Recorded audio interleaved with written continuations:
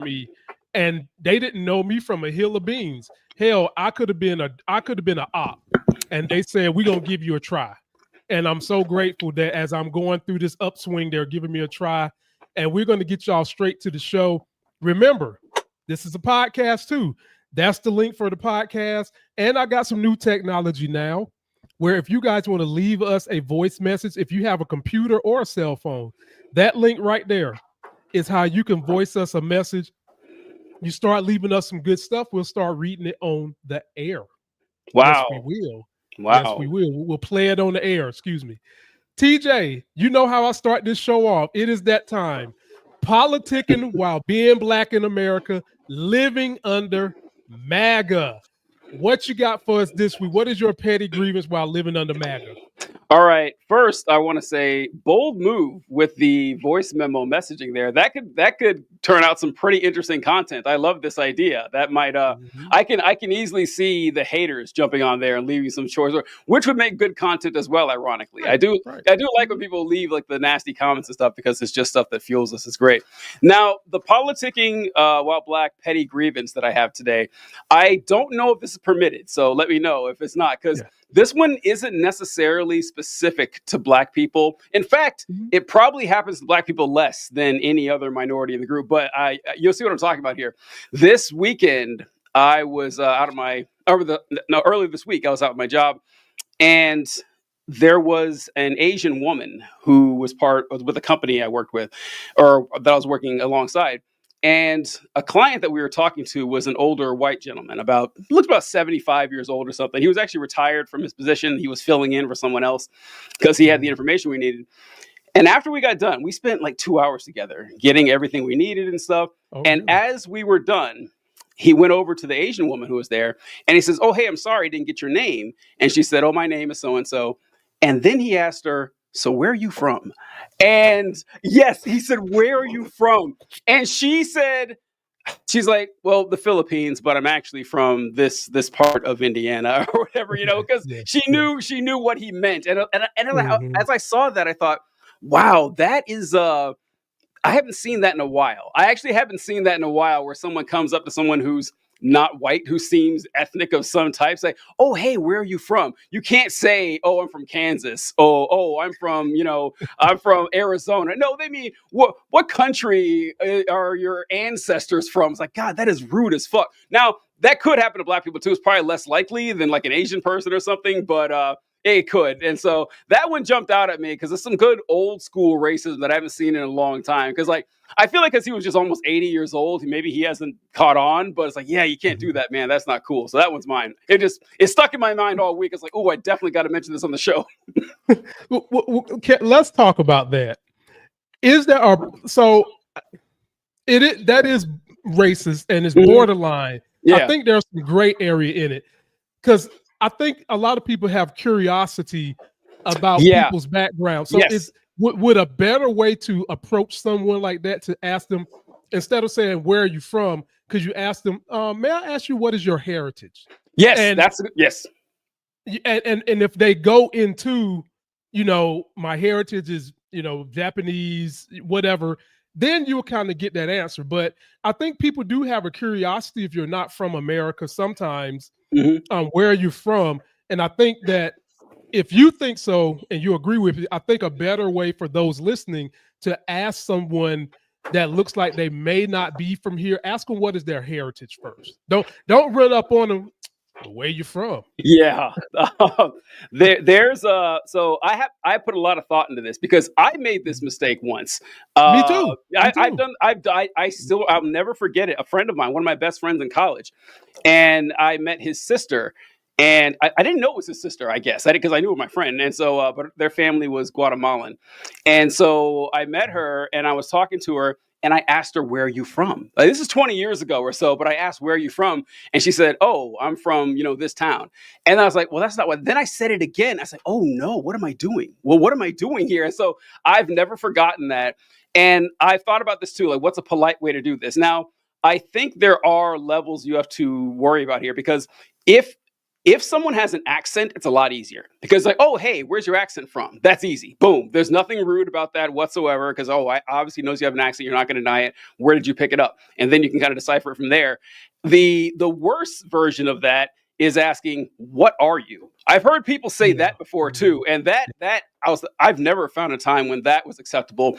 But honestly, if someone doesn't have a discernible accent or maybe article of clothing, I don't know if there is a polite way. Because if it's someone I don't know, right? Maybe if I know this person, I could. But in that situation where he didn't know this lady, she didn't have an accent. There was nothing to say that, she wasn't born in the United States. And to say, hey, where are you from? Or even what your heritage is, that's kind of tricky. It was like, well, who are you? Why are you asking me about my cultural background? So that's kind of tricky. But I think if there's like an obvious giveaway where it wouldn't be considered rude, that you could tell that this person was at least born somewhere else, there's a way around that. But otherwise, I don't know. It's kind of tricky. That's a good question, though, because you don't want to, it's nothing rude about trying to ask about someone, but you don't want to get too personal in the first meeting. So the way that this was made aware to me, back in my day, in college days, I was real big into video games, and there was this young hottie who looked Asian. Go. Always. Look at that. Same situation. At Best Buy, and I would always go buy my games, and every time I buy my games, somehow or another I get in her line. So we got to talking about what games I'd like to play, blah, blah, blah. And I asked her, I said, well, where are you from? And she bust out laughing. Because she knew I was asking, are you from Japan? You from Asia? You from Colombia? She's going to say to me, boy, I'm from Goldsboro, North Carolina. There you go. And I said, you know what I mean? And that's when she told me there's a better way. Now, I don't know if she's speaking for everybody, but in that moment, she said, there's a better way for you to ask me, where am I from? And I said, well, what is that? Ask me where is my lineage or my heritage is from. And she was like, that's not going to offend most people from Colombia. That's what she told me. And so from that day, if I'm in a grocery line, or if I have a server, or if I'm checking out, or someone's making small talk in the elevator and I'm curious about their heritage, I'll ask them, where does your heritage lead? Where does it come from? And they'll usually give you a good answer. And most people have been thankful that I asked it that way. So that's just been my experience. Yeah, but them girls get you in trouble, bro. and they'll teach you a thing or two too. So TJ, now we'll bring you to my petty grievance of the week, my politicking while being black, my brother, Lord Jesus Christ. Here we go. Ladies and gentlemen, TJ, my issue this week is the little dick energy coming from the fucking White House, going back and forth with Elon. This is supposed to be our highest office, and some would even say the most powerful office in the world. And you're up there going back and forth on social media with a man that you clearly knew was the way he was when you got there. Then y'all unfriending each other and shit. That is, if that's not little dick energy, I don't know what it is. And then the vendetta going back and forth. Real killers move in silence. They don't got to tell you their penis is big. They just run up on you and slap the hell out of you like it's some salami in aisle number 7 at Food Lion. But this petty beef between Trump and Elon, not only does it make us look, it makes America look bad, it also makes us look weak. It makes us look weak. It's embarrassing. This party and Trump and MAGA have been an embarrassment.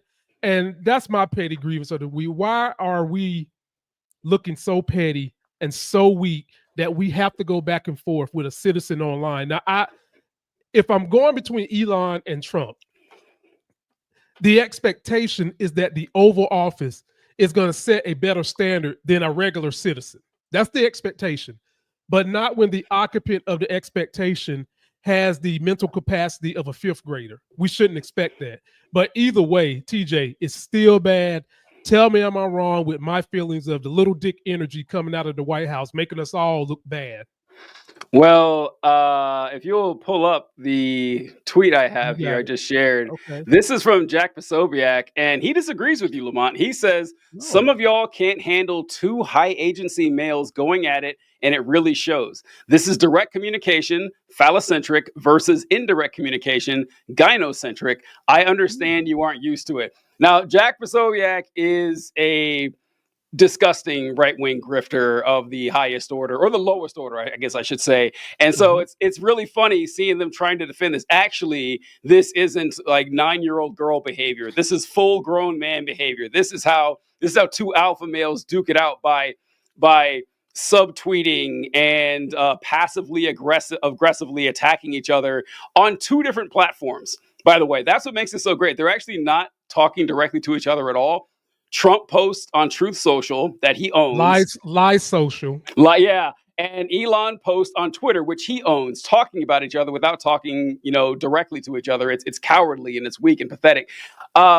I mean, you're correct. In most situations, people would expect the president of the United States, the leader of the free world, the most powerful person on the planet, to show a little class and dignity, but no one expects this from Trump. Like, this is exactly what we expect from Trump. And it's what we expect from Elon Musk, too. And many people have said it. I'm not the first person since it's come out, but I don't want to hear another word about how women are too emotional to be in charge, about how women couldn't possibly handle the pressure of running business or leading a country when you have 2 grown men acting like this. Exactly. That's all I'm saying. I didn't want to use AOC's quote about the 2 girls or whatever her quote was are having a fit. But that's exactly what it is. Ladies and gentlemen, let us know how you feel about our petty grievances. And if you've got one that's strong enough, you can leave it right here, and we will play the petty grievance voicemail right here on the show next time TJ is here.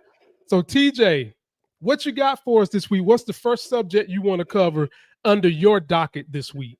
All right. I don't know if you wanted to go into more detail about the Trump and Musk thing, but I can't get enough of this. I cannot get enough of the Trump and Musk fight. Yeah, good. So I guess we're going to overlap because one of my main stories that I picked is the Trump Musk angle. But let's see what your angle is first, then we'll go to mine, because I'll tell you mine up front. Mine is more so about what could be the ramifications if these 2 continue to go at it with each other, and what Musk could wind up doing versus what Trump could wind up doing. That's my angle. Okay. Yeah. I was kind of going to do, that's funny. We probably read each other's mind, because I thought you'd go a different route. And I said, okay, I'm going to go after, did you see when Elon made that tweet saying that we need a third party? Did you see that? No, I didn't. Okay. No. All right. I'll go ahead and pull that up then. All right, let's pull it up. All right. For those of you that don't know, we used to have 3 parties way back when this country first started. We did have an additional party called the Whig Party. And as a matter of fact, George Washington himself made quotes about why the country needed 3 parties versus 2, but y'all see that shit died out real quick. Here we go. There you go, TJ. All right. So Musk tweeted out, it's like, is it time to create a new political party in America that actually represents the 80% in the middle?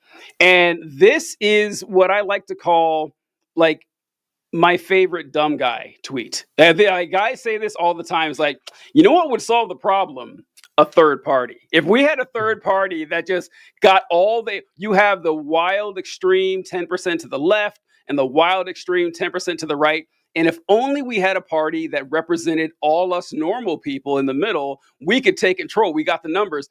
And whenever I hear this, I always respond with, it's odd that whenever this is suggested, it's never followed by a list of policies this third party would adhere to. That never happens. It never, because it doesn't exist. There's no such thing as this all-encompassing party that could solve everyone's problems. And with the Washington thing, so Washington didn't say that we needed a third party. Washington said he didn't want any parties, is what Washington said, which is that was his quote. Yeah. Okay. Yeah. And what's funny about this, sorry for the folks running off, I do this, my rabbit trails and everything. You good. But when the country was founded, everyone that was involved, writing the Constitution and everything, they didn't have political parties in mind. They didn't think they were necessary. They thought that most leaders, most men of status in this political climate would more or less have the same ideas of how the country should look. They all thought we kind of agree on everything, and then we just vote for the best person for the job. And that's why back then, the president and vice president didn't run together. The person who got the most votes was the president. The person who got the second most votes was vice president, because they would agree on everything anyway. Well, who cares if they if they're first and second. And Washington said that he thought political parties would fracture the country and divide them. And at the time, we already had political parties. We had the Federalists and the Anti-Federalists. And George Washington is what I like to call like the first enlightened centrist. He did everything the Federalists said, but didn't claim to be one. And it's like, okay, buddy, this is just, you're just pretending that you're not a Federalist when you are. But yeah, the Whigs, they come about, and we've had third parties all throughout American history. They just very rarely get anywhere because of the way our system is set up. But this annoys me. I don't know if it annoys you as much as me. Oh, actually, you're involved in politics. Yeah, a lot. And so, like, when people say, man, if only we had a third party, like, first off, we already do. There are dozens of third parties out there, and they're not getting anywhere. Every now and then one makes some waves or something, but with the first past the post elections we have and the lack of ranked choice voting, I don't think third parties are gaining steam anytime soon. And even if we did have 3 strong political parties, I would prefer that. I prefer 6 or 7, honestly. But the idea that, well, the Democrats and the Republicans are so crazy and all us normal people, the 75, 85% who aren't wild, we would all agree. No, you wouldn't. No, you wouldn't. That would never happen. Well, what do you think? My issue when people say that is that it's 2 things. Number 1, they're being hypocrites. And number 2, they're always trying to create this straw man argument that they know is not going to happen unless you have someone who has the power and political will to make it happen. The other issue is whenever I hear somebody say that, the only people that ever say that shit is fucking Republicans. Now, I know Democrats do say it. But in my experience, it's mostly Republicans. And the person that you just showed that tweeted that, who did his ass vote for and then contributed $330 million to the Republican Party? Same thing. So, like, we have the Green Party. Yep. And I know people who are kind of in that Ron Paul space who really and truly vote Green Party. I do.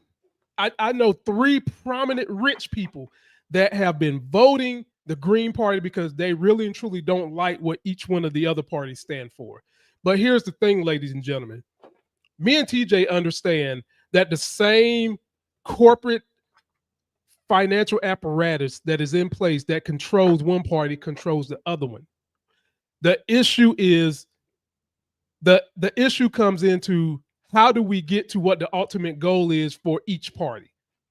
Historically, the policies of Democrats, and before y'all go and hit me with they used to be the Dixiecrats, we know that shit. Stop it. We already done discussed that, me and TJ. We done discussed that. The policies typically are for the working people, the poor people, the middle class. Versus when you go to the Republican Party, their corporate donors want their taxes lowered.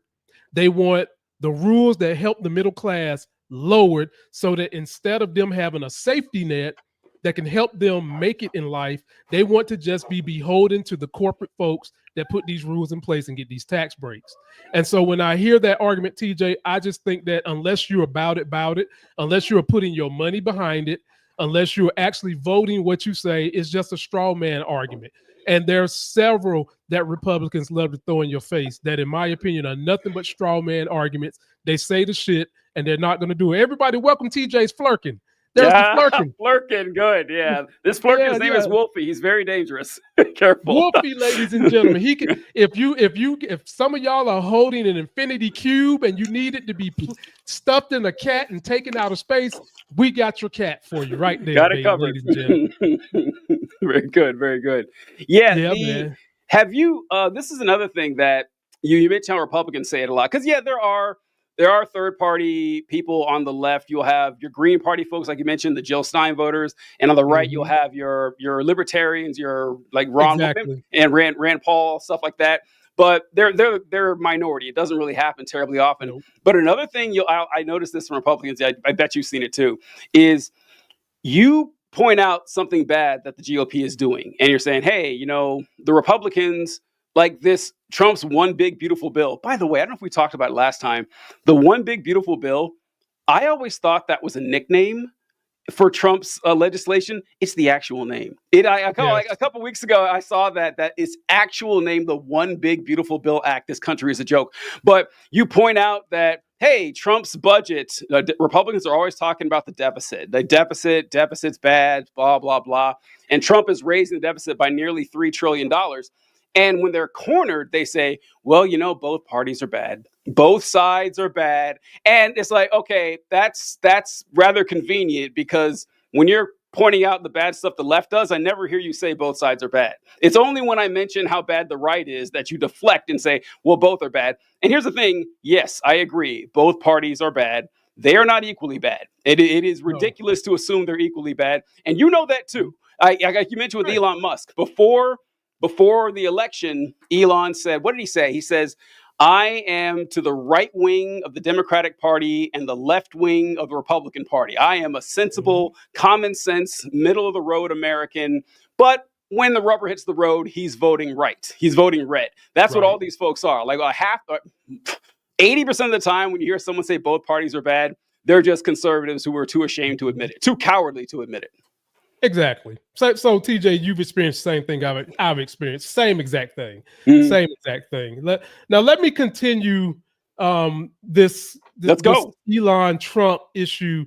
I'm gonna take you down the road I want to go down, and I got a little clip that kind of surmises how this thing got started and where we're at today. Thank you for clarifying that George Washington thing, because I interpreted it completely wrong. It made it to me when I read it. When I read it in the book, it felt like he was arguing we needed more than two parties. But I'm glad you clarified that. And I will never forget that. But we've got a situation right now, ladies and gentlemen, where we've got legitimately the tech bros are ganging up against Trailer Park MAGA when it comes to Elon versus Trump. And we're going to play it. We want you guys to let us know what you think. Here we go. There it is. This. Without me, Trump would have lost the election. Dems would control the House and Republicans would be 51-49 in the Senate. Such ingratitude. Donald Trump didn't like that. He said, I would have won Pennsylvania regardless of Elon. I'm very disappointed with Elon. Newsweek is reporting that Russia offers political asylum to Elon Musk over Trump feud. Oh, and some food for thought as they ponder this question. Trump has 3.5 years left as president, but I will be around for 40 plus years. Bigger picture, we're really watching Trump, Bannon, Miller versus Musk, Till, Vance. And then Sammy opines, who would Putin prefer?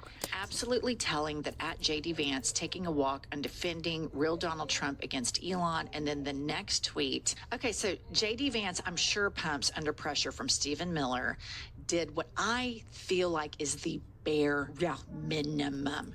JD Vance puts up on Twitter, President Trump has done more than any person in my lifetime to earn the trust of the movement he leads. I'm proud to stand behind him. TJ, my fear with this is the tech bros they've never liked Trump, and MAGA has never liked tech bros. It is what it is.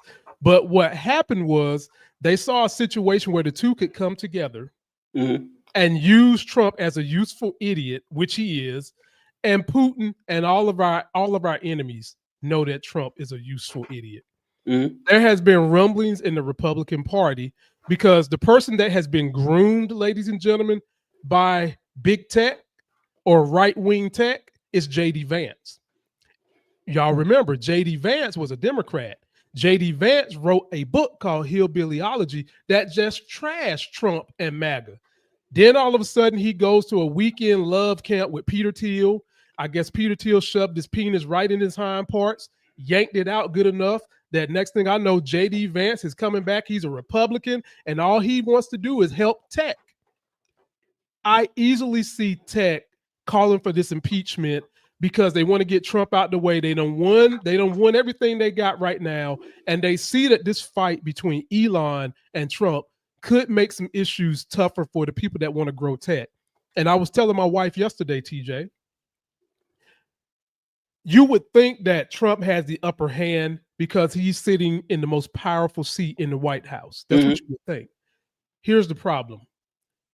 Elon Musk, for the longest time, has been fraternizing with Putin because he's got those satellites he put up in the air that Russia loves to use, and he's been fraternizing with China. I wake up today, I see that quote: Russia is offering Elon asylum. Not to mention, there is reports that a lot of that Doge information that Elon collected, Russia has gotten some of the passwords. So we are super compromised. And I think that this could be the issue that could really, really harm America if this fight between Elon and Trump continues to happen. Because Elon could go mess with two crazy dictators that hate America in China and Russia, and he can dictate the terms that they set with America. And when I say dictate the terms, the ultimate terms go through a person who has a 5th grade level education in Donald Trump. And when you add all that alphabet soup together, TJ, I don't see how we get out of this thing unscathed. What say you, my brother? I guess I would. I don't know. Like, let's say Elon gets his way in this spat and he wins, or Trump gets his way in the spat and he wins. I don't know what the functional difference would be. I guess that's what because both of them like Putin. If the goal is to damage the United States in every way, I just don't know how much more damage Elon would do than Trump. Like where do you think the damage would come from? So there are a couple of areas. Number one, let's start with China. Mm-hmm. We're in a tariff. I don't even want to call it a war. I'm gonna say we're in a tariff verbal issue with China. Yeah. Elon has been losing car sales in China like Nail Carter lost weight before they came up with Ozempic. Mm-hmm. He could easily go assert his influence in China and say that I'll share some of these rare minerals I have in some of my other places that you guys need, and stick it to Trump, jack those tariffs up. Don't make no negotiations with Trump. That hurts Trump because it makes him look bad, but ultimately those tariffs get passed down to the American people because they are taxes on the American people. Mm-hmm. And Elon is already filthy rich. He doesn't give a shit about that. Then we move on to Russia. Elon is playing two-handed fists with this. He's got satellites that supply Russia, and he's got satellites supplying Ukraine. He could easily just say, Putin, let's turn the heat up on America. Let me kind of lower what I'm doing in terms of the satellites that I have with Ukraine. I increase yours, and then we'll make you put the onus more on Trump to make him look bad. And to some level, how bad is Trump willing to look as far as a strong man? Because the thing that gets to Trump, he's got his ego. He likes to look like a strong man. And if Elon is in Putin's ear telling him to make Trump look small, how much fighting back do you think Trump would do? Or will he just let Putin make him look bad, which is the worst thing you can do to Donald Trump? That's what I'm saying Elon Musk could do behind the scenes, rather. This is interesting because I don't know if I have a different view. And this is, I got into a discussion with my co-host, John Cooper, in Counterpoint Politics on the left wing, because he's more with you on this. I don't think Elon's going to win this. I don't think he is. Really? No, I don't. I hadn't heard about the wrinkle with Putin offering asylum. Let me give you this real quick before you go. Let me give you the data. Sure. All right. So here's a little bit of the data that kind of backlogs what's been going on between Putin and Trump. And this all comes from PBS and NPR, you dumbasses, vetted sources. Excuse me. Musk has reportedly been in a regular contact with Vladimir Putin since late 2022, raising red flags about mixing private sector influence with high-stakes geopolitics. Concerns focus on national security, which we just talked about. Doge got all that information, and we are worried how much of that did you give to Russia, considering Musk companies have sensitive U.S. government contracts and security clearances. And I won't read all of them, so let me go down here to Reuters, whistleblower, Russian IP hacking attempts. A whistleblower from the NLRB revealed Doge staffers' access potentially led to infiltration of sensitive case data. Unusually long showed attempt logins from Russian IP, including corrected credentials. So I give you that, TJ. And there's a second part to it that concludes it, but I've given you the fundamental data for how I came to my thought process. So it's your turn. Yeah. The only thing I'd say is I don't see anything happening that would damage Donald Trump with his cult followers. I don't think there's anything. I genuinely don't. I mean, we spent months hearing them say, I don't care if the stock market crashes. I don't care if I lose my job. I don't care if the tariffs work at all. We trust Trump. I just don't see any scenario where Trump loses his influence on the base, which is really what matters. Because like you mentioned earlier, the Republicans who know what they're talking about, the Republicans like the professionals, the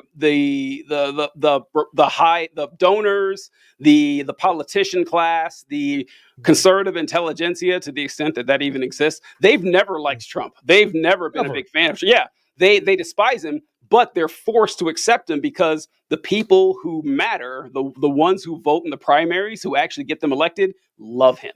They Trump. He's a useful idiot for them too, basically. Well, they're idiots as well, so it works out just fine, doesn't it? Yeah. Right. So yeah, right. They work. I have never seen a politician as beloved by their base as Donald. I've never, even when Obama at the height of his powers didn't have a committed following like Trump has. They wear his hats, they tattoo his name on their bodies. I mean, they will do anything for this guy. And like in a battle of the Trump cult versus the Musk cult, I think the Trump cult wins every single time. Now, the damage that can be done, like you mentioned with Russia, once it's the same thing. I was like, I don't see how that would be different than if Elon didn't do it. Like everything that given the information from Doge to them, Trump would do that. Trump would have no problem doing that. And so the damage, Trump would weather that storm. And with China, I think, I don't know. I'm not so sure if Elon would play ball, specifically because what's Elon? Elon has all these companies. He's got SpaceX, he's got Tesla, but his baby is Tesla. Tesla is the one that I think is the nearest and dearest to his heart that he really cares about. And Tesla is tanking big time. Tesla, like Europe barred sales of the Cybertruck. We could do a whole episode about the Cybertruck and what a nightmare that thing was. But one of the biggest competitors for not only electric vehicles, but also Elon's dream of what is it called? Hands or full self-driving vehicles is China. And the batteries thing you mentioned. And like Biden put a 100% tariffs on Chinese EVs because they were, because they were hurting our market here. So and they're actually better cars, to be honest. They're better. They're much better. Yes. If they were cheaper, I would. So there's people that follow me for stocks. You've heard me talk about NIO, and I'm sorry to interject. I just want to let people know what you mean when we talk about their EVs are better. You've got NIO, you've got Li, and you got BYD. Fantastic cars, easier on the eyes, and they charge better, and they are significantly cheaper if we didn't have those tariffs and all the handling fees to get them here. Yes. Yeah. And so they are in direct competition with Musk. They have a better product than Musk. He could just sell out and say, okay, well, I'm going in on the Chinese now and trying to help them out. But, Trump could limit that too. There's nothing that he could do to stop that. So I don't see how he wins there. Now, I might be wrong. Like Trump might lose to Musk, but I would, as I said, Trump has vanquished men far more competent than Elon Musk over time. I mean, look, I have no respect for Trump at all, but he's beaten every conservative that's run across him, and he's beaten 2 out of the 3 Democrats. I mean, the guy, I don't believe Elon Musk is going to be the guy who's like, aha, I've got it. I'm going to crush Trump now. He hasn't shown me that kind of competency, but we'll see. I don't know. It's interesting. I think it comes down to what you mean when you say crush Trump. To crush Trump, you've got to hurt his ego. And I think Elon can do it.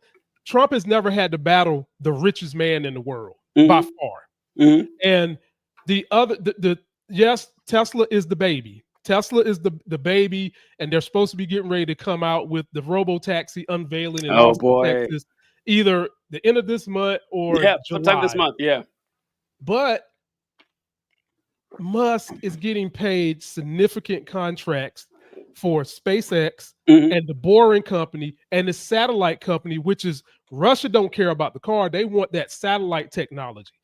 That's what's giving them contact to contact via their communications devices in Russia and in Ukraine. China wants to know a little bit more about how he was able to put those things in place. Mhm. And America has just kind of been like, keep it here. We don't need to be fraternizing with them. And I could just see that this could be a stain to make Trump say uncle to a small degree if Elon can embarrass him and Mhm. hurt his ego using Putin and Xi, president of Oh, China. okay, yeah, because I guess like we should define like what do we mean by Trump losing, and if Right, Trump right. losing is taking a political hit or a PR Mhm. hit, he's taken it before. I think he Yeah, can yeah. do it. Yeah, it's because Mhm. like John was saying something that he think that Trump could be impeached. I just no chance. I just or impeached or removed. No, that's where I guess I was going with that. That we've No, been down this road before. There's no way they're getting 17, 18 Republicans in the Senate to convict him and get him tossed out. No. Yeah. no, So no, yeah. honestly, I could see it, but it doesn't affect me because all we're doing is getting more evil. We're getting JD Vance to Yeah. put in place the technological oligarchs. That's who would do it. Mhm. And the 17 Republicans you're talking about, 15 of them's biggest donors are Peter Thiel and that nut crack that runs what's the name of that? Palantir. That's some of their biggest donors. So they would love to take Trump out, Mhm. inject JD Vance, but that wouldn't help us. I No, mean, like no, it it's wouldn't it's do anything. no. I agree. Yeah, I agree. It's gonna be Yeah. fun to see. I did you see that we didn't even mention the fact that once Musk finally broke down, it was funny to watch it happen in real time. So for those of you Mhm. wondering, Elon Musk left the White House last week. I think it was last Yeah. week. Yeah. So I didn't even know this until it happened, but he was hired under a special stipulation. It's called a special government employee, which is a position in which you work for the federal government as a civilian on 130 days. That's the length of your contract or whatever. And Trump announced that Elon was leaving, but then it came out that they just didn't renew his contract. Oh, your 130 days are up. Time to go. And then Elon kind of sat and kind of like did these like soft attacks on the administration.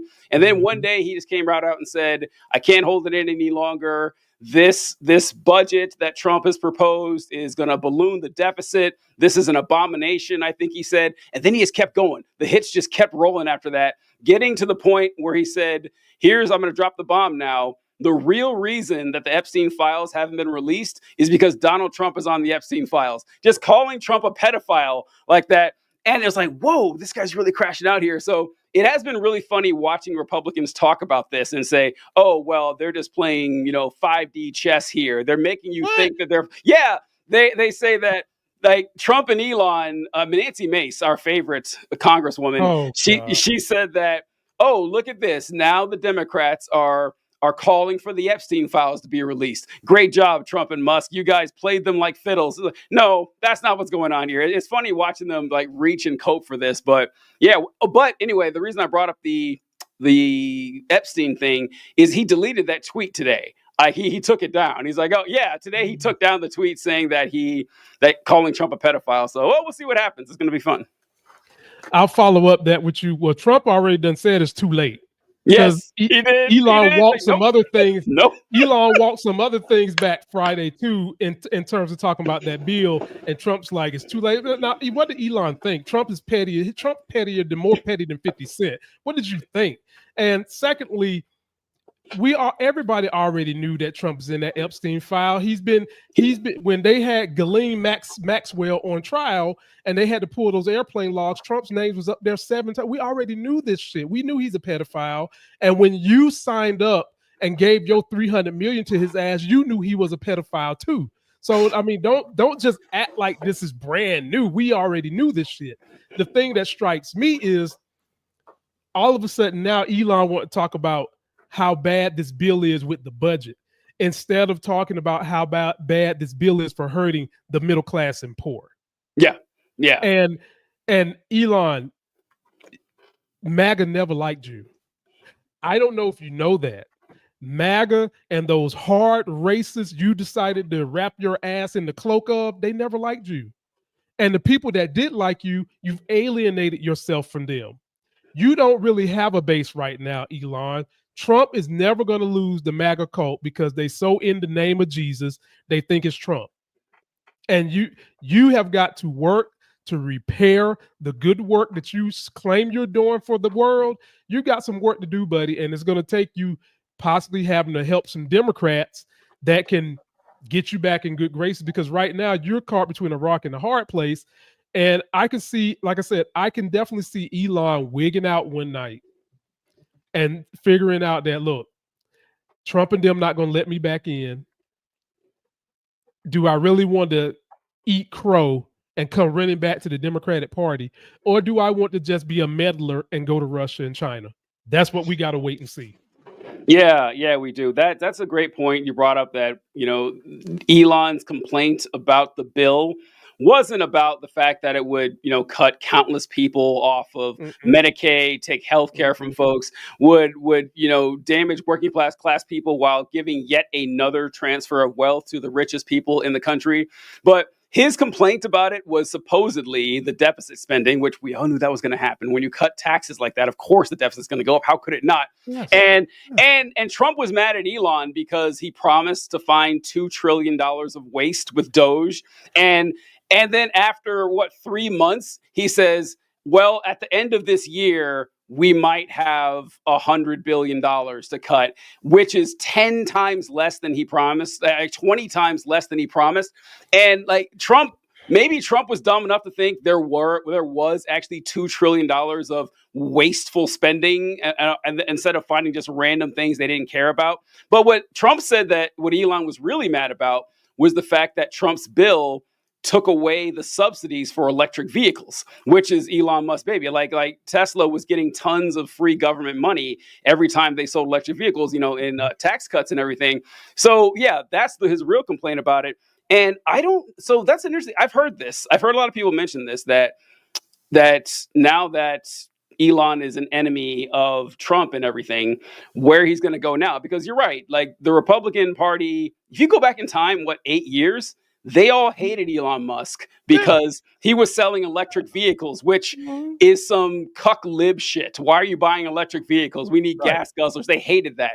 And then he came out and said, well, actually, I'm a white supremacist and I love Donald Trump. And then, of course, they fell in love with him. But I kind of think he's crossed the Rubicon on this. He's a bit of a man without a country. I mean, if you were a Democrat if you're a Democrat running for office, why would you ever associate yourself with Elon Musk? Even though he's this is not an enemy of my enemy is my friend type of thing. This is the enemy of my enemy is a racist white genocide, purveyor and a Nazi. He did a Nazi salute in front of hundreds of millions of people. I wouldn't do it. There isn't a check. Well, I would say there's not a check big enough. Hold on, I'll never say that. But be careful with that. But really, I mean, if the person I am supporting and telling people, oh, you should vote for this person, I find out, oh, they took money from Elon Musk, I'm gonna have a hard time defending that. So I mean, then again, a lot of politicians have no soul anyway. But do you think that would work for him if he tried? The only way it would work is if he apologizes. He tells people he got caught up in the hype of Trump, and he just admits to people that the reason he supported Trump was because he wanted all those injunctions, those lawsuits against him to drop, because he had like 16, 18 of them, and 10 of them possibly was going to put his punk ass in jail. Mm-hmm. And then the real main reason that the rumors are saying is why he's mad, because he knew that those cuts were coming to the electric car. But what Trump and them decided not to do, he had his Ace Boone Coon from SpaceX that was supposed to become the head of NASA, and he was gonna float more money to Elon from the NASA budget, because SpaceX and NASA are two separate contracts. They contract with SpaceX, but NASA has its own budget, and then they give money to SpaceX. And Trump said, no, we're not putting your boy as the head of NASA. Mm-hmm. And that's what they said was the final straw that made that camel fall down. But Elon, if he wants to get back in good graces, he's got to do something that he's not capable of doing. He's got to show humility. He's got to say what he did. Basically what black people want white Americans in the GOP to do here. Admit that there was slavery. Say that you're sorry. Give us some fucking reparations. And that is the road to redemption. That's the recipe for Elon. The recipe for Elon. Same recipe. So y'all let us know what you think, y'all. Be sure to leave us a voicemail. You can do it on your computer. You can do it on your phone. The link is right there. Download the podcast. Go check out TJ on his TikTok. His link is in the description. He does a great job. He keeps me entertained and enlightened during the week when I'm stressing sometimes dealing with living under MAGA. TJ, I got a religious thing for you, my brother. Let's go. I got a religious one. Can't wait. I got one for you, man. And you know this stuff tears me up because I've got young children. My daughter just graduated pre-K and she's going on to elementary school.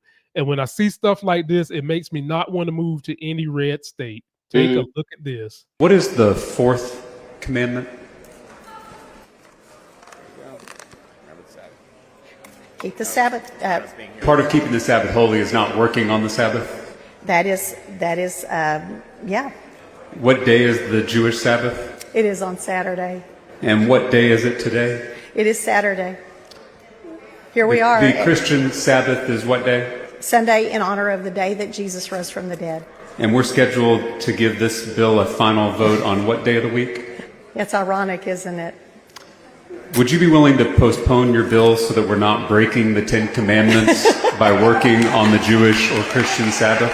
I love that you said that because you're saying that you'd rather tell people to follow the Ten Commandments than follow it yourself? I would have rather have had this bill passed the other day when it was time. We as a legislature are about to force every teacher in the state to post the Ten Commandments in their classrooms. If they are donated. Do members of the Texas legislature follow the Ten Commandments? So again, this bill is about honoring our historical, educational, and judicial heritage with the displaying of the Ten Commandments. The ninth commandment is thou shalt not bear false witness. Are you aware of any legislators who have lied about anything? That is, you know, there might be one coming up in a minute if you keep talking. We'll see. The seventh commandment is thou shalt not commit adultery. Yes. Do you think that members of the legislature should focus more on trying to follow the Ten Commandments rather than telling others to follow them? Maybe they didn't have them posted. I am, you know, it is incumbent on all of us to follow God's law. TJ, we so need more Democrats to do that shit he just did. And he did it so much more nicer than what I would have done it. But having said that, you are my resident on debunking how they try to inject their white nationalist Christian policies into law. When you saw this, because I know you've seen it before now, what did you think about this? And, you know, I'll tackle the one about the schooling because that bothers me pretty bad. Yes. So I do love seeing this because it is insulting. I find it insulting as someone who grew up religious and studied this, went to a religious school, or, you know, religious institution of higher education. And I'm no longer religious. I don't believe in God anymore. But it's because I put in the work. Okay. I actually studied this stuff. I know what I'm talking about. And to see people who know less about this than I have forgotten about this, pretend that this is a matter of national importance. It's a preeminent thing. We need to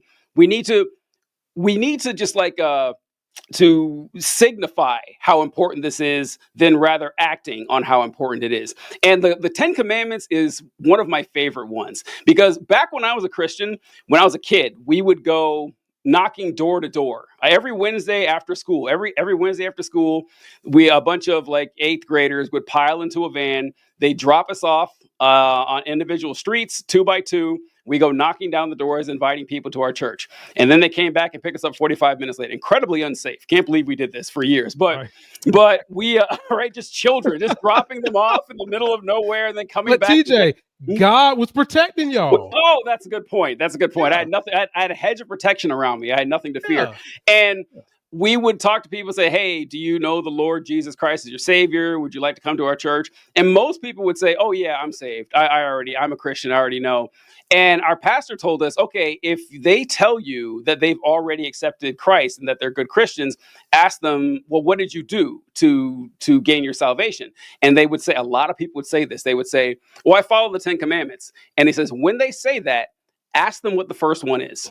And I've never forgotten that, because try that on anyone who tells you that it's a matter of national security that we put the 10 commandments in classrooms. This is very important to our history. Okay, well, what's the first commandment? Well, what is it? And 99% of the time, they're not going to be able to tell you. On the off chance someone tells you, then say, okay, well, can you name them all? Can you name all 10? These are very important. Guarantee they won't be able to. Guarantee they won't be able to. And even if they do, this trap goes a long way. Even if they do name all 10, ask them how many of the 10 commandments are laws. How many are laws? You have, thou shalt have no other gods before me. Thou shalt not make any graven images. Do not use the name of the Lord thy God in vain. Remember the Sabbath day to keep it holy. The first 4 commandments have nothing to do with laws at all. And the Sabbath day, like he mentioned, the Sabbath is Saturday. Not one time does the Bible say the Sabbath is Sunday. Not one time. That it only happened. Yeah, it only happened because that's the day Jesus rose from the dead. So Christians go to church on Sunday. And then the commandments that are actually laws, there's 3. There's thou shalt not kill, thou shalt not steal, thou shalt not bear false witness. And he said bearing false witness is lying, which is kind of true, but the better interpretation is you shall not commit perjury, is what bear false witness means. Right. And so the other 7 commandments are like, thou shalt not commit adultery, thou shalt not covet. Tell me how capitalism works if nobody covets, if no one's jealous of anything. How does capitalism possibly work? It is a farce. It is hilarious. And it's insulting. Like, she did get in one good joke there when he said, do you know any members of this house that have lied? She says, well, if you keep talking in a minute, we might hear one. That was a good comeback. Credit where credit's due. That was pretty funny. But it just bothers me that I see this shit all the time from people telling me how important this stuff is when they don't know it. Or best case scenario, like with her, he led her into all the answers, but it's important to teach, but not important to follow. We're going to work on Saturday. Hell, we'll work on Sunday too. Doesn't really matter. It's insane. I hate it. You really got me going with that shit. That always gets me. Oh, you already know I'm gonna come prepared now. Yeah. Man, look, bullshit. Yes. For you to try to force this down the throat of children in a school, why are we wasting time, taxpayer money, on putting commandments in there when we should be paying teachers more so that they can be more flexible in the way they teach to kids? Why are we not doing that? This shit is stupid. If someone wants children to know religion, let them do it at home. The 10 commandments might not even be the religion that some of these kids come to school believing in their household. Why are we wasting time doing this bull job? I'll tell you why. If you can get young people to continue to believe in fairy tales, it makes them more susceptible to believing in the bullshit of the Republican Party.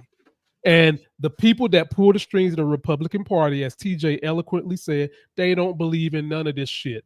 They want you to believe it so they can pull the wolves over your eyes every single time and tell you, honor thy neighbor. Don't take money from the government because God is going to take care of you. Give us what we need. God's going to take care of you. Go give the pastor the 7% that you don't really have because God's going to take care of you. While all the time, ladies and gentlemen, while they collecting your money and writing these laws that beat you down and they're telling you just pray to God, they're sitting back collecting yachts. They're doing everything that the 10 commandments say you ain't supposed to do, but got you thinking that they're doing it. And now they want to get your kids indoctrinated early. You need to be teaching kids the history of this country so that they can be more affable about what happened, so that they can understand how this country needs to work more to make sure everybody's included. And you can just do that from a financial standpoint instead of this bull job. And that's my rant on it, man. And that bitch ain't know nothing about the Bible herself. I mean, the very fact that her makeup was the way it was tell me she's not a Christian. The very fact that God don't want you messing up your temple. That's in the Bible too. Man, her makeup looked like something you wouldn't see ancient Egyptians put on. You look mummified, bitch. No, God don't want no parts of that. And people, educate your kids on the difference between religion and what they need to be learning in terms of what's in school. They need critical thinking skills, period. Yes. The funny thing is that there's no one who would be in higher favor of teaching religion in schools than me. I believe religion should absolutely be taught in schools. Like, hey, these are the world religions. These are very important historical and cultural and philosophical matters that have shaped human history. That is undeniable. But that's not what they want. They don't want that. No, they don't want you to say, they don't want that at all. They don't want you to say, well, this is Taoism, this is Zoroastrianism, this is Christianity, this is Islam, these are spiritual beliefs from tribal. No, there's like, no.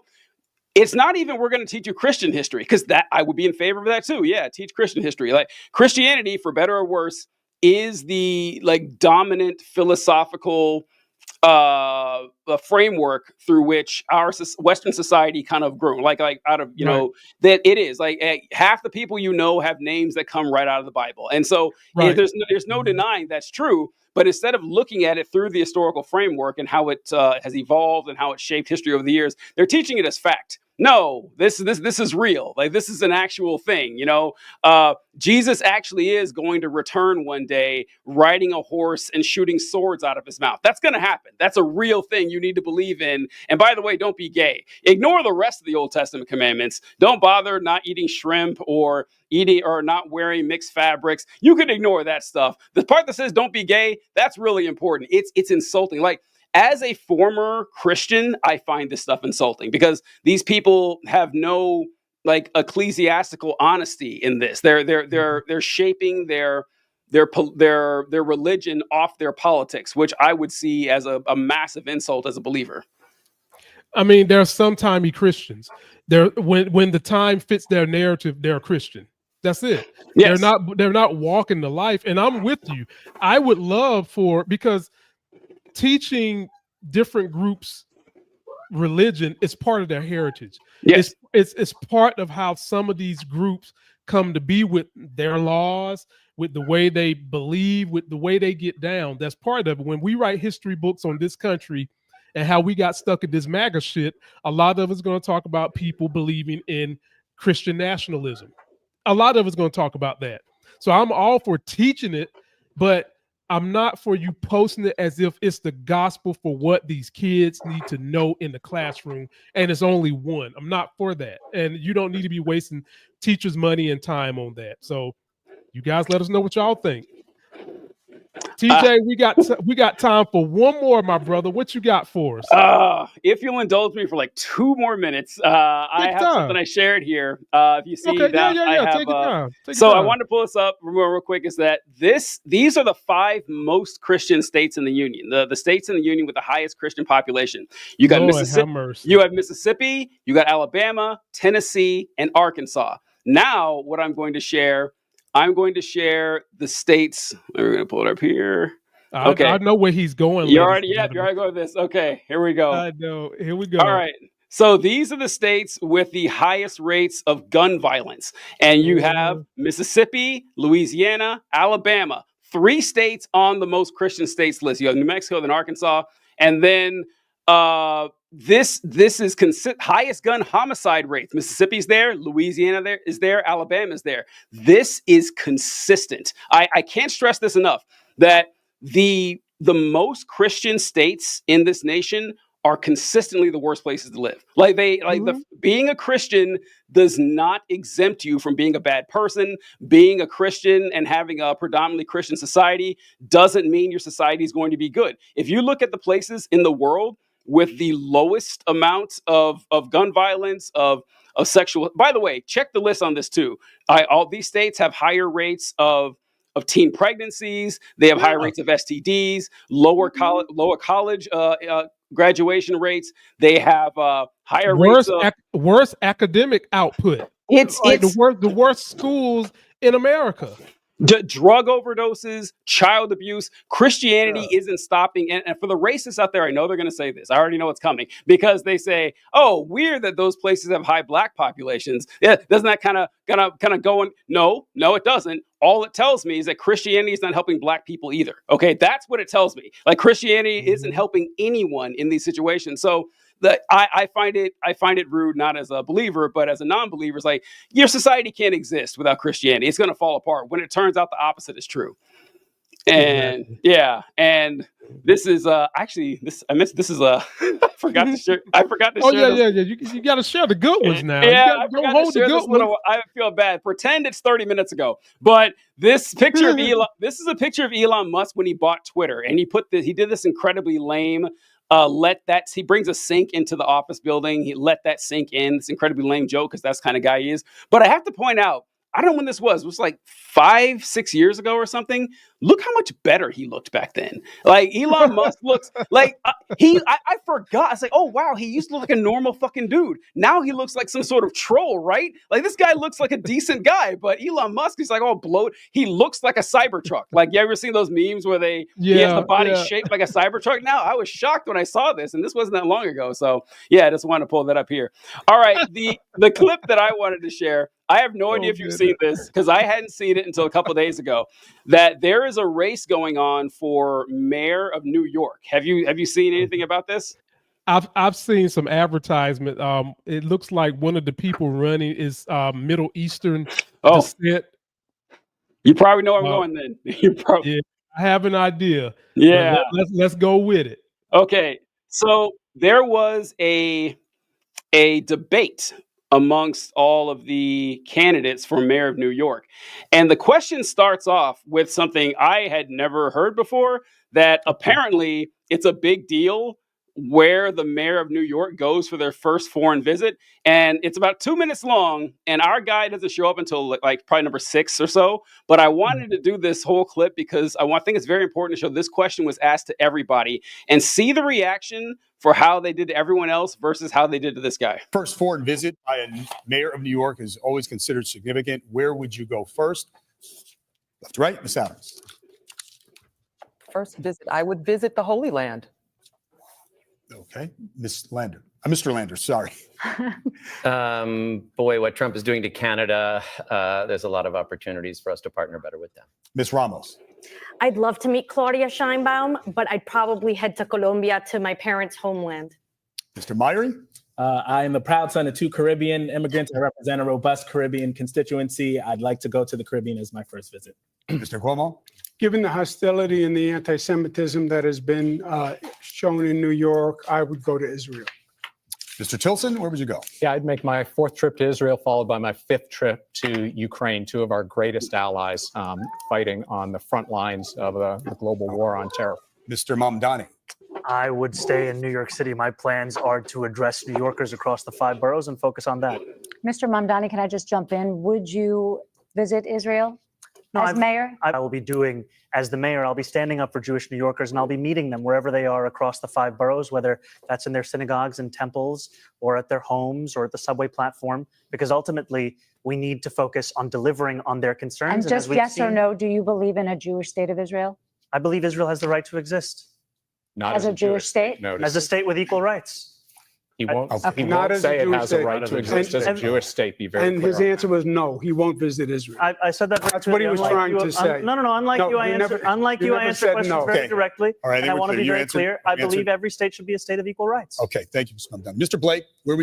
All right, I had no idea there was an election going on for mayor of New York. I had never heard anything about this, but I was shocked to see that clip. That was a wild ride right there. They went through, half a dozen people who said, oh, I'm going here, I'm going there, I'm going here.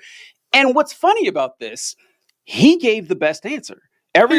He gave 100%. Objectively the best answer. 100%. I'm running for mayor of New York. I'm going to stay in New York. Like, why? Thank you.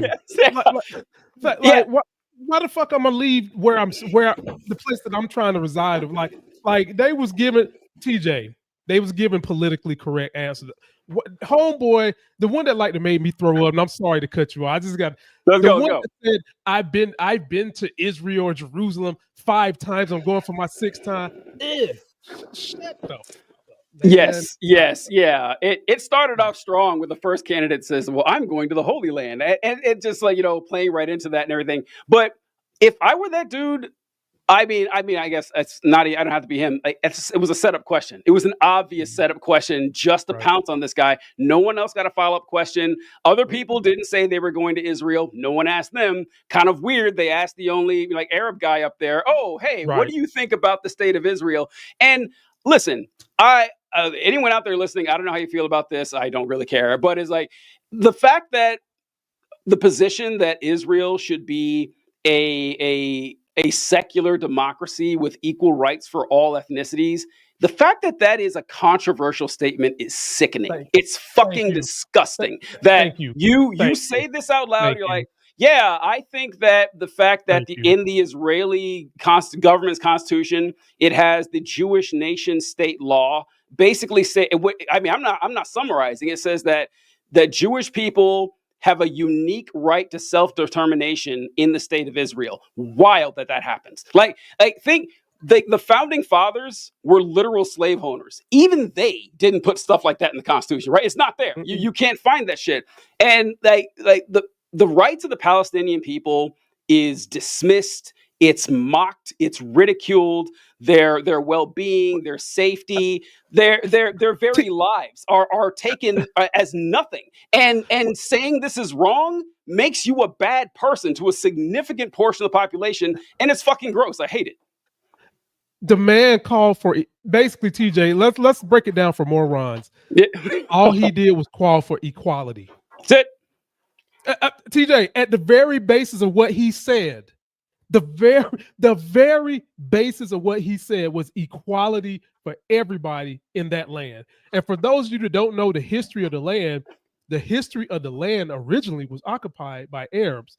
And through the history of that land, Jews came in with the Zionists, took some land, they bought it. They bought it at first. Then they came back again and started taking land. There was a treaty that was put in place that Israel easily went to because it was going to be a 55-45 thing. Jews get 55%, Arabs are going to get 45%. And the Arabs like, we're not signing that shit. We're not signing that shit. We was here, y'all came here, bought land because we didn't have the money. Then y'all came and took land, and that's how we got to the late 80s when we got the fighting and keeping wars going. So to me, I'm bothered that Jews don't understand that they probably don't even know their own history other than what people tell them. You don't understand that being fair and equitable would be to share that land. That's fair. Get some democracy in there and share the land. And for those people to tap dance the way they was doing around Homeboy makes me want to send him some money.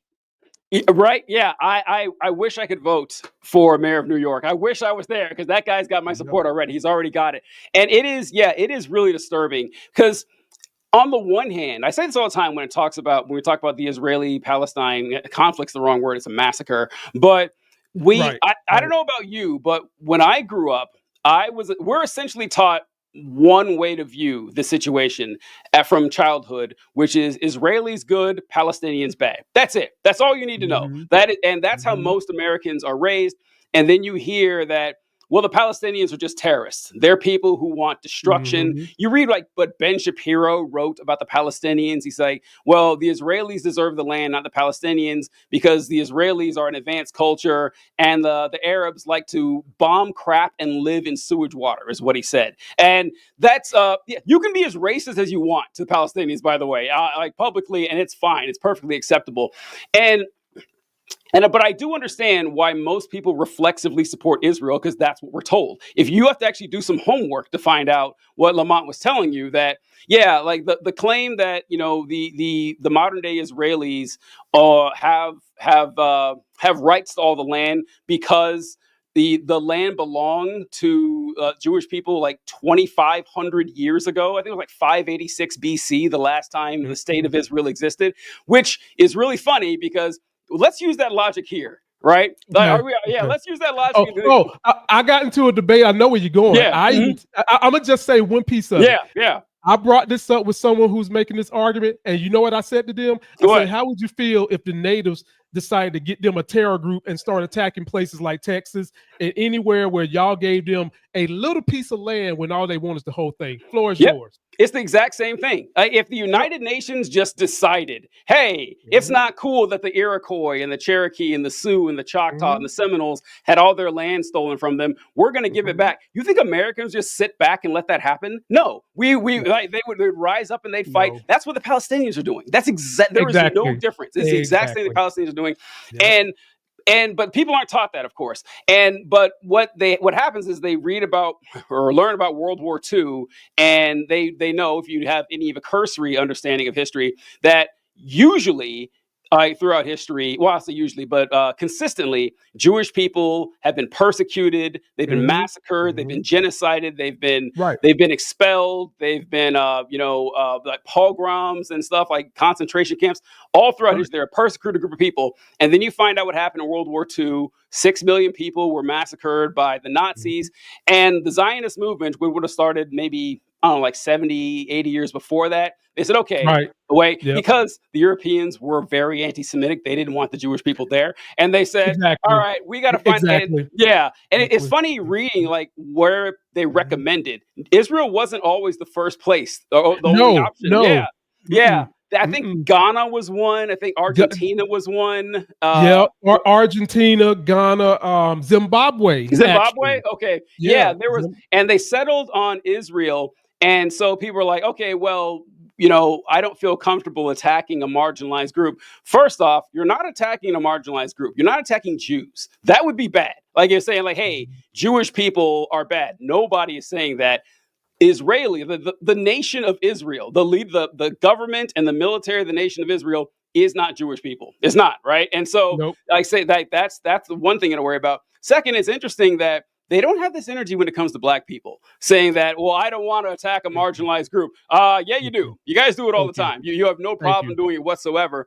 What I do like to say, though, is it's unfortunate that the Zionist movement decided to pick Israel to, expel a population, expel their Jewish population and then massacre another. Because if you ask me, if I were making the decisions, like it was the late 1940s, I would have given Jewish people Germany, right? I mean, that seems to make a lot of sense, right? I mean, the Germans clearly played their hands there and said, okay, you guys don't get a country anymore. You're actually going to get it handed over to the folks you tried to massacre. That seems a lot more fair and a lot more just and equitable. But, the Europeans were anti-Semitic. Like, oddly enough, Israel was created in mass by a bunch of anti-Semites. It's just how it happened.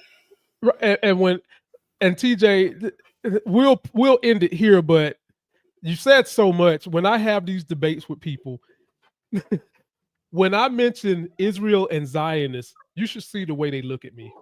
Yeah. Some of these people are, I guess the nicest way for me to say it, they're so unintelligent.